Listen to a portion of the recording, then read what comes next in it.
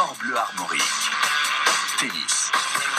Direction les Côtes d'Armor désormais dans Sport Bleu Armorique avec l'Open Kerbati qui est programmé sur les cours de Tadin-Dinan à partir de mercredi prochain. Bonsoir Xavier Renaud. Bonsoir. Vous êtes le directeur de cet Open de tennis. Quelles sont les têtes d'affiche attendues pour cette édition 2015, Xavier? Donc là, cette année, on a la chance d'avoir déjà les 3 meilleurs Bretons du moment, c'est-à-dire donc Romain Jouan qui vient pour la première fois. On a également Charles-Antoine Brézac qui vient pour la 2e fois lui. Et on a également donc Marc Jiquel, le nouveau retraité du circuit international qui était finaliste l'année dernière. Alors ça, ce seront les 3 têtes d'affiche bretonnes, mais vous en avez d'autres à côté, hein.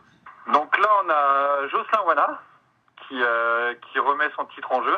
Et on a eu Florent Serra, donc qui vient également pour la première fois sur les terres du tennis club de Tadin. Et donc ça, c'était une très très belle affiche, quoi. On est très content de l'avoir. C'est la première fois que vous avez un plateau aussi étoffé, non? Ah oui.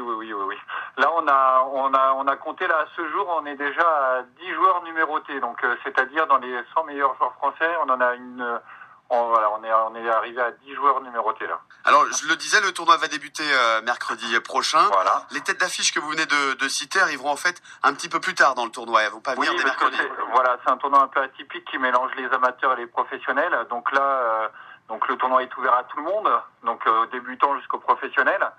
Et les têtes d'affiche vont rentrer au plus tard le dimanche 15 avril à peu près. 15 février. Voilà, 15 février, oui, pardon. Ouais, c'est pas un tournoi qui s'étale sur 2 mois.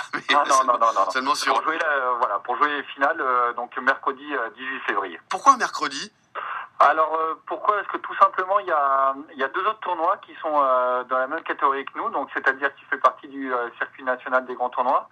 Donc, il y a Mayenne, qui se termine le dimanche d'avant, et on est suivi par Vannes, qui se termine également le dimanche d'après. Donc, nous, on se trouve entre ces 2 tournois-là. Donc pour les joueurs, c'est vraiment très intéressant de venir faire 3 tournois sur la Bretagne. Donc c'est pour ça qu'on termine à mercredi, tout simplement. D'accord. La surface de jeu à Dinan-Tadin, c'est laquelle? Donc là, on est sur terre battue. D'accord. Donc terre battue intérieure, parce qu'on est en Bretagne. Ouais, il vaut mieux assurer le coup. Donc voilà, surtout au mois de février. Donc voilà, on a 4 terrains et pendant le tournoi on joue sur 3 terrains parce qu'il y a un des 4 terrains qui est pris pour mettre une tribune de 300 places. Merci Xavier d'avoir été ce soir dans Sport Bleu Armorique. Vous êtes le directeur Xavier Renaud, le directeur de l'Open de tennis de Dinan-Tadin. On vous retrouvera dans Sport Bleu Armorique pour justement nous parler du tableau final.